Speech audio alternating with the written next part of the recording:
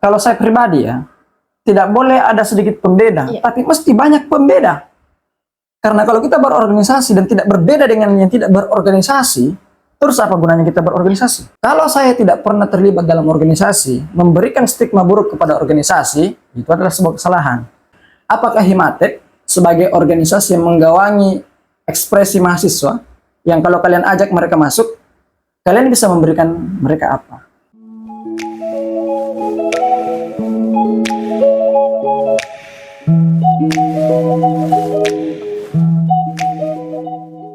Assalamualaikum warahmatullahi wabarakatuh. Halo Sobat Mahasiswa, kali ini kita berada di podcast Berisik Tapi Berisi. Nah, podcast kali ini diadakan oleh Himpunan Mahasiswa Teknologi Pendidikan Fakultas Ilmu Pendidikan Universitas Negeri Makassar periode 2023-2024. Nah, podcast kali ini kita akan membahas tentang pentingkah itu organisasi. Nah, karena kita melihat di era sekarang, di kampus sekarang itu banyak mahasiswa tidak melirik lagi itu organisasi. Jadi kali ini kita akan membahas pentingkah itu organisasi bersama narasumber kita. Ada teman diskusi kita, ada Kak Umar. Halo Kak. Sebelumnya Kak, apa kabar? Aman, alhamdulillah. Sebelum juga itu Kak, kita melangkah nanti ke pembahasan. Apa sih Kak kesibukannya saat ini? Kesibukan sih sebenarnya tidak terjadi, tidak sistematis. Maksudnya sedang tidak dalam bekerja formal begitu. Jadi agenda terjadwal itu kerjaan juga masih freelance.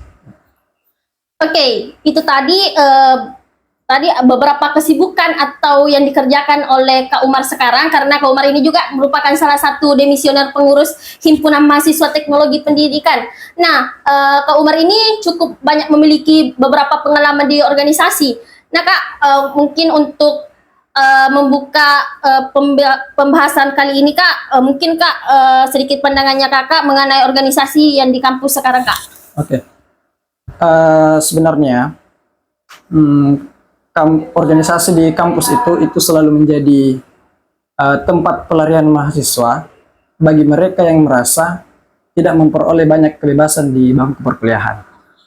Sama kayak saya dan beberapa teman-teman, beberapa kolega yang juga pernah berjibaku di Himatet, ya. Kami berorganisasi karena memang apa yang kami cari di kampus itu tidak bisa kami lampiaskan di bangku kuliah. Dosen tidak bisa memberikan pelayanan prima. Sampel ya, kalau ada sesuatu yang ingin kita sampaikan, ada sesuatu yang ingin kita bicarakan, ada ekspresi yang ingin kita ungkapkan, itu kan rata-rata pada saat kita di kampus, pada saat kita kuliah, itu kan terbatas. Apakah kita dibatasi karena memang diskursusnya yang terlalu sempit, ataukah memang dosennya yang tidak menginginkan kita untuk terlalu banyak bicara.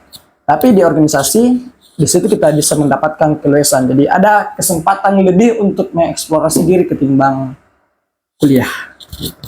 Jadi Kak, intinya yang saya tangkap ini Kak, apa yang didapat di organisasi itu belum tentu kita dapatkan di bangku perkuliahan, tapi memang beberapa birokrasi yang tidak mendukung adanya organisasi itu sendiri Kak, seperti yang kayak bertolak belakang dengan adanya organisasi itu sendiri Kak. Oke, saya dapat. Jadi diskusi kita juga sebenarnya tema kita itu juga menyeratkan dua hal. Pentingkah berorganisasi? Itu akhirnya lahir dua tafsir. Ya, apakah kita sendiri yang menafsirkan itu atau teman-teman yang membaca tema itu. Tafsir yang pertama, kalau orang jadi mahasiswa, emang kenapa kalau tidak berorganisasi? Yang kedua, kalau mahasiswa, kenapa kalau berorganisasi? Jadi, poin ini kan yang perlu kita jawab. Jadi kita dalam posisi ingin menguraikan. Yang pertama, tapi kalau saya pribadi, angel yang akan kita bahas adalah memang kita harus berorganisasi. Ya. Jadi yang pertama yang saya sampaikan, kampus yang kita kenal sebagai ruang ilmiah, itu kan belakangan ini, saya tidak tahu ya kalau teman-teman, tapi di era saya, sejak masuk di kampus tahun 2017, kampus sebagai ruang ilmiah itu tidak saya rasakan seutuhnya begitu. Apa yang saya maksud? Satu ketika kami pernah terlibat diskusi bersama dengan salah satu dosen pada saat masih semester 1. Diskusi itu dipaksa untuk berhenti sama dosen karena dianggap kami berlebihan dalam berkata-kata dan berpotensi menyesatkan teman kelas. Betul, Kak. Nah, jadi kenapa kita harus berorganisasi? Ya karena ekspresi yang seharusnya kita ungkapkan hanya bisa kita sampaikan di organisasi. Jadi ada kebebasan tersendiri yang bisa lepas pada saat kita masuk di organisasi ketimbang hanya sebatas ikut di bangku kuliah. Yang kedua, kalau belakangan ini akhirnya kita merasa bahwa pimpinan di kampus itu tidak serak lagi dengan organisasi, kalau saya secara pribadi menolak untuk mempersalahkan pimpinan kampus, tapi juga tidak mempersalahkan teman-teman yang ada di organisasi. Tapi sepertinya memang kita perlu berbenah. Apakah yang kita sajikan, yang kita siapkan, yang kita kerjakan di organisasi itu memberikan nilai dan dampak lebih kepada mahasiswa, atau justru memperburuk citra mahasiswa? Misalkan, kalau saya pribadi saya harus bilang bahwa apa yang organisasi berikan kepada saya, yang Himatek berikan kepada saya, itu persoalan militansi, satu. Yang kedua, ada dinamika kelompok yang tidak saya dapatkan memang di bangku kuliah. Nah, pertanyaannya kemudian, apakah Himatek sebagai organisasi yang menggawangi ekspresi mahasiswa, yang kalau kalian ajak mereka masuk, kalian bisa memberikan mereka apa? Jadi kan, ya kita harus jujur, organisasi yang kita bangga-banggakan ini bisa memberikan apa kepada mahasiswa yang berbeda dengan yang diberikan oleh dosen pada saat mereka kuliah, gitu. Oke, Kak, mungkin Kak ada permasalahan yang pernah saya dengar ini, Kak, Ya. mengatakan ada salah satu mahasiswa yang organisasi itu tidak penting, tidak membelajarkan seseorang, Oke. begitu, Kak. Terus bagaimana sih, Kak, tanggapan beberapa mahasiswa itu, Kak? Karena betul, Kak, yang dikatakan oleh mahasiswa itu, organisasi itu, Kak, apa ya? Tidak memberikan sesuatu. Bukan, Kak, bukan apa ya, mahasiswa itu sendiri tidak melirik organisasi itu sampainya ada argumentasi mengatakan bahwa Tidak penting. organisasi itu tidak membelajarkan, begitu. Oke. Yang pertama, akses informasi kepada calon mahasiswa baru sebelum mereka masuk ke dalam kampus itu kan terbuka lebar. Ya. Contoh, ada beberapa konten kreator yang menyajikan organisasi di dalam kampus itu yang menyorot hal-hal negatifnya. Misal, anak-anak organisasi itu selalu terhambat dalam urusan-urusan perkuliahan. Anak organisasi itu kerjanya bolos dari kelas. Anak organisasi itu pasti lama baru selesai. Ya. Ini kan stigma buruk yang sampai kepada mereka, tapi mereka sendiri tidak pernah merasakan itu. Nah, sebenarnya kita tidak mempermasalahkan, ya. Tapi kita juga tidak mempersalahkan. Ya. Cuman anggapan-anggapan seperti itu seharusnya tidak keluar sebelum mereka sendiri merasakan dinamika yang ada dalam organisasi. Jadi saya sendiri termasuk orang yang tidak serak dengan organisasi. Pada saat saya masih berstatus sebagai mahasiswa baru, sekitar sepekan 2 pekan di kampus. Tapi setelah saya melakoni itu, menjalani aktivitas di organisasi, saya akhirnya berkesimpulan bahwa memang organisasi itu memberikan value, ada nilainya, ada nilai plusnya ketimbang saya hanya sebatas menjadi mahasiswa dan tidak terlibat dalam organisasi. Oke, Kak. Jadi yang dirasakan oleh Kak Umar itu sendiri di awal-awal menjadi maba itu ketertarikan di organisasi itu sendiri Seperti apa? belum ada ya, Kak, maksudnya. Iya, belum ada. Tapi seiring berjalannya waktu, Kak Umar tertarik sampai Iya. sekarang sih, Kak, banyak saya lihat Kak Umar ini memiliki banyak organisasi yang dimasuki, Kak. Nah, itu yang sebenarnya menjadi sebuah PR, Kak, untuk kami ini yang sebagai pengurus untuk memberikan memang daya tariknya ke mahasiswa ini. Oh ya, organisasi ini memberikan pelajaran begitu, Kak. Tapi itu lagi beda orang, Kak, misalnya. Organisasi ini tidak membelajarkan saya, tapi ada juga orang yang mengatakan, di organisasi ini atau di himpunan ini kita banyak belajar gitu, Kak.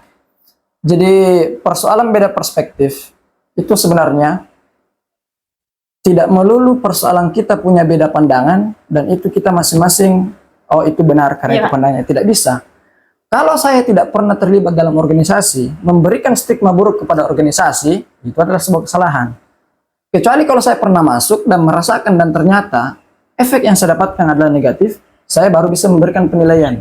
Itu pun saya tidak boleh menghasut orang untuk membenci organisasi yang saya masuki, padahal orang ini tidak pernah terlibat di organisasi. Jadi sebenarnya poinnya untuk memberikan penilaian, yang paling bagus adalah merasakan terlebih dahulu. Nah sekarang, kalau kita breakdown ke hal yang lebih sederhana, di himpunan mahasiswa teknologi pendidikan ini, kita memang mesti memamerkan apa yang kita kerjakan di Himatep, apa yang teman-teman dapatkan dan tidak didapatkan di kampus. Sampelnya adalah bakti sosial.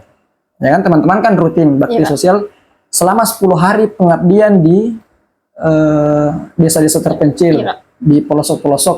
Itu kan kita melakukan asesmen, kita melakukan riset data sebelum kita berangkat ke sana. Dan itu kan tidak diberikan kita kesempatan di kampus. Sebagai sampel sederhana KKN. Ini kan KKN ini kan program kampus, bukan organisasi kan. KKN itu kita bukan mau mengkerdilkan KKN yang ada di kampus kita ini, tapi faktanya KKN yang kita laksanakan selama ini kan kita langsung dikirim saja ke daerah-daerah tertentu tanpa diberikan hasil observasi terlebih dahulu oleh pihak-pihak yang seharusnya memberikan itu. Jadi apa ya, berorganisasi itu menjadi pilihan yang tepat pada saat kita masuk ke dalam dunia kampus. Ya, tapi saya juga tidak bisa juga dipungkiri bahwa memang ada beberapa organisasi yang memang tidak memberikan nilai tambah atau pelajaran kepada mahasiswa-mahasiswa yang baru masuk. Apalagi kalau mahasiswa itu sudah pernah merasakan organisasi sebelumnya, mereka pasti akan melakukan perbandingan. Jadi organisasi ini punya nilai apa dan organisasi saya punya nilai apa, kan seperti itu. Ya Kak, sedikit juga Kak, saya sudah juga beberapa membaca artikel nih Kak, yang ini Kak, katanya Kak di sini berorganisasi itu sendiri yang isinya orang-orang spanning, maksudnya ini Kak orang-orang yang di dalam orang-orang yang di organisasi itu serius, nggak bisa diajak bercanda begitu Kak. Ada beberapa pendapat yang mengatakan itu Kak. Oke. Organisasi itu sebenarnya tidak apa ya, sebenarnya ditentukan oleh fungsionarisnya masing-masing. Memang dalam waktu-waktu tertentu ya tidak bisa diajak bercanda lah. Kalau misalnya dalam penyusunan konsep, anggaplah tadi yang saya bicarakan adalah bakti sosial, secara otomatis kita tidak boleh bercanda dalam hal-hal seperti itu, karena kita akan mengabdi selama 10 hari dan harus jelas apa yang akan kita kerjakan, apa yang akan kita berikan, dan pembelajaran apa yang bisa didapatkan oleh mahasiswa. Secara otomatis ruang bercanda untuk itu mesti dipersempit ya, karena kalau hal serius begini dibercandai, konsepnya juga tidak akan matang. Tapi di waktu-waktu tertentu ya secara otomatis ya bercanda tawa dengan teman-temannya itu ya keharusan lah, masa berorganisasi sekaku itu. Cuman memang ada beberapa orang yang punya mental lain pada saat mereka masuk ke dalam organisasi, karena merasa punya jabatan, merasa kelas sosialnya lebih tinggi di tataran mahasiswa karena sebagai fungsionaris, akhirnya orang tidak gampang lagi bercanda sama dia karena dibatasi dengan benteng tata krama. Kau harus hormat sama saya karena saya lebih tua. Harus hormat sama saya karena saya punya jabatan. Harus hormat sama saya karena saya yang memberikan pelayanan prima sama teman-teman. Jadi sebenarnya stigma seperti itu gimana ya? Poinnya kembali ke yang tadi. Jadi baru kita bisa memberikan penilaian yang utuh kalau misalnya kita sudah pernah berdinamika dalam organisasi di Himatep. Contohnya. Ya Kak. Terus Kak, kan saya salah satu juga yang ikut di beberapa organisasi itu sendiri Kak. Dan memang ada memang pembeda yang membedakan, bukan yang saya Kak menyudutkan orang yang tidak berorganisasi, tapi memang ada pembeda yang membedakan kita begitu Kak. Contoh untuk public speakingnya Kak, dalam berdiskusi Kak, yang berorganisasi itu lebih tahu bagaimana sih tata cara berforum itu Kak. Jadi memang ada sedikit pembeda dari orang-orang yang ikut di organisasi dibanding yang tidak ikut organisasi itu sendiri Kak. Kalau saya pribadi ya, tidak boleh ada sedikit pembeda, tapi mesti banyak pembeda. Karena kalau kita berorganisasi dan tidak berbeda dengan yang tidak berorganisasi, terus apa gunanya kita berorganisasi? Ya. Jadi kalau disebut sedikit pembeda, kalau saya tidak boleh sedikit, harus banyak pembeda. Ya, paling tidak teman-teman populer sebagai seorang mahasiswa pada saat terlibat di lembaga kemahasiswaan. Populer yang saya maksud tentu tidak berorientasi negatif, ya, tapi mendominasi dalam urusan-urusan yang disebutkan tadi, seperti diskusi dalam kelas, apa namanya, hubungan emosional dan hubungan sosialnya dengan yang lain itu lebih besar, jiwa sosialnya lebih tinggi, misalnya, ya itu mesti lebih daripada yang tidak terlibat sama sekali dalam organisasi. Kalau saya begitu. Oke Kak, kan tadi itu Kak, saya jadi melanjut apa yang tadi Kak Umar katakan, bahwa di awal-awal Kak Umar ini tidak tertarik dengan organisasi itu sendiri. Mungkin Kak, beberapa mahasiswa baru sekarang ya, apalagi angkatan 2023 Kak, mungkin merasakan apa yang Kak Umar rasakan begini Kak. Jadi mungkin Kak bisa ceritakan ke teman-teman mahasiswa baru ini, kenapa sih, apa yang membuat Kak Umar bisa tertarik di organisasi itu sendiri sampai sekarang begitu Kak, terus nimbrung di beberapa organisasi begitu Kak. Oke, yang pertama, saya sejak SMP sudah berorganisasi. Dinamika kelompok sudah saya rasakan. Plus minusnya organisasi sudah saya rasakan. Ya. Diperhadapkan saya dengan himpunan mahasiswa teknologi pendidikan yang orang sebut itu sebagai rumah untuk mahasiswa TP, ya memang saya awal-awalnya malas ya, karena saya memang jumawa. Jumawa itu ya saya agak congkak karena saya sudah berorganisasi sebelumnya, ngapain lagi saya berorganisasi di sini. Sementara organisasi saya sebelumnya itu organisasi yang levelnya nasional. Kalau ini kan tingkat jurusan saja. Tapi setelah masuk, saya akhirnya merasakan apa yang orang sebut semua tempat adalah sekolah, itu saya dapatkan di Himatet. Jadi ada beberapa hal yang tidak saya dapatkan di organisasi sebelumnya dan saya dapatkan di Himatet. Tentu kalau kita mau telusuri lebih jauh, apa hal yang tidak saya dapatkan di tempat lain dan saya dapatkan di Himatet, itu memang dinamika dan pelatihan mentalnya. Jadi tapi pelatihan mental yang saya maksud itu bukan pelonco ya, bukan pelonco, bukan agenda-agenda yang sifatnya pelatihan fisik dan sebagainya. Tapi memang di Himatet itu ada 1-2 orang yang saya jadikan sebagai role model. Jadi hasanah pengetahuan mereka itu kaya, ya karena memang mereka itu terlibat banyak di Himatet. Mereka terlibat banyak di organisasi internal. Dan organisasi yang pernah saya geluti sebelumnya itu tidak punya dinamika yang sama dengan di Himatet. Jadi kalau persoalan tertariknya seperti apa? Satu sampelnya ya. Di Himatet saya pertama kali dibelajarkan untuk terlibat dalam agenda advokasi, unjuk rasa, yang orang sebut demo-demo kan.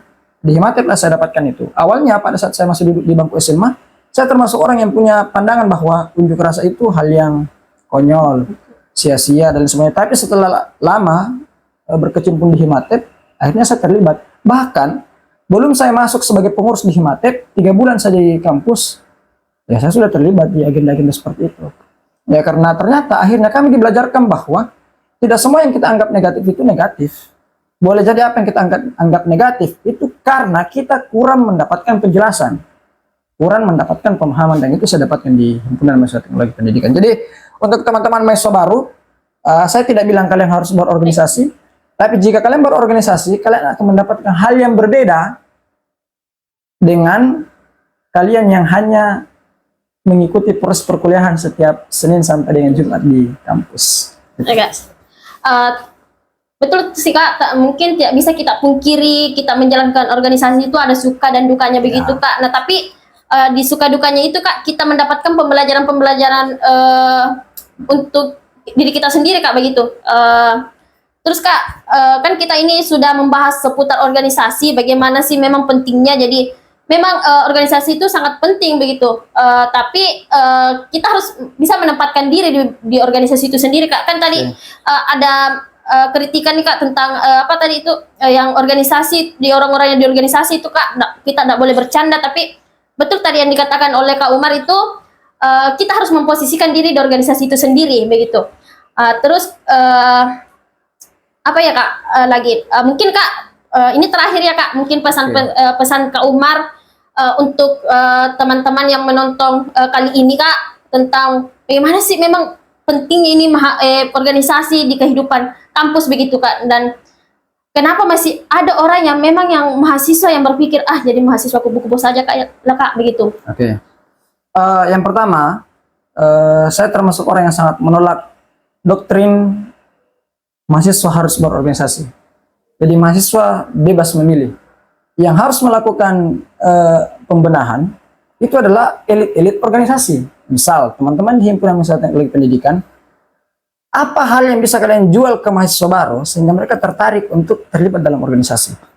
Kalau kalian tidak punya daya tarik, jangan marah-marah kalau misalnya mahasiswa barunya itu tidak mau berorganisasi.